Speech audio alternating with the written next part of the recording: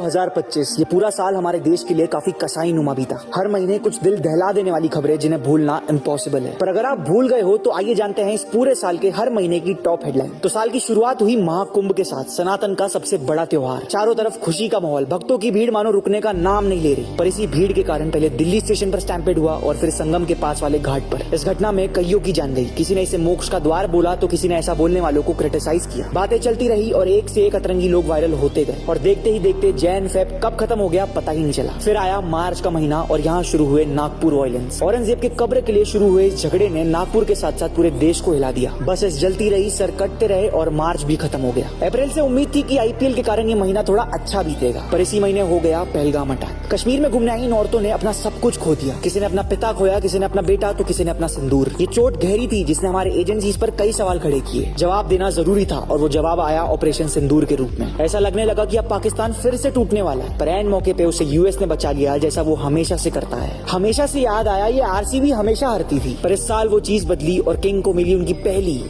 दूसरी सबसे important trophy. फिर आया जुलाई और शुभांशु शुक्ला ने नासा का मिशन सक्सेसफुली करके पूरे देश का नाम रोशन किया। लग ही रहा था कि सब कुछ ठीक हो रहा है कि अगस्त में टैरिफ वॉर शुरू हो गई। ट्रंप ने भारत पर 50% तक टैरिफ लगा दिया और इसी महीने राहुल गांधी ने इलेक्शन कमीशन और बीजेपी के अगेंस्ट अपना सबसे बड़ा एक्सपोज लाया। बहुत समय बाद ऑपोजिशन की ताकत देखने मिली, पर पता नहीं क्यों सितंबर में ही इन सब मुद्दों के बीच शुरू हो गई आई लव मोहम्मद वाली कंट्रोवर्सी। सितंबर से लेके अक्टूबर तक लोग अपने भगवान को आई लव यू बोलते बोलते आपस में एक दूसरे को हेट करते गए। दूरियां बढ़ती गई और इसी नफरत का फायदा उठा के फिर से बाहरी ताकतों ने दिल्ली के रेड फोर्ट पर एक ब्लास्ट करवा डाला। और इसी घटना से हमें पता चला कि दुश्मन सिर्फ सरहद के उस पार नहीं इस पार भी है। और इसी महीने बिहार इलेक्शंस के रिजल्ट्स भी आए, जिसने पूरे भारत के साथ साथ प्रशांत किशोर को भी बता दिया कि Bihar is not for beginners. अब बस दिसंबर का एक महीना बचा था। सबने सोचा कि ये सुकून से बीतेगा, पर कैसा सुकून जब सांस ही नहीं ले पा रहे। कहीं 300, कहीं 600 तो कहीं 1000 का टेम्परेचर, सॉरी AQI। ऐसी कंडीशन जहां आम आदमी को भी बाहर नहीं निकलना चाहिए, वहां पे इन्होंने मेसी को बुला लिया। पहले उन्हें कोलकाता की खातिरदारी दिखाई, फिर कुछ पॉलिटिशियन से मिलाया, फिर एक और पॉलिटिशियन से मिलाया और फिर एक और पॉलिटिशियन से मिलवा के वापस भेज दिया। अब देखो, इसके साथ साथ साल खत्म हो गया, बहुत अलग चीजें हुई, पर एक चीज जो हमारे देश में कांस्टेंट रही वो थी रेप की खबरें। इस पूरे साल कितने रेप हुए अगर मैं बताने बैठ गया तो एक और साल बीत जाएगा, पर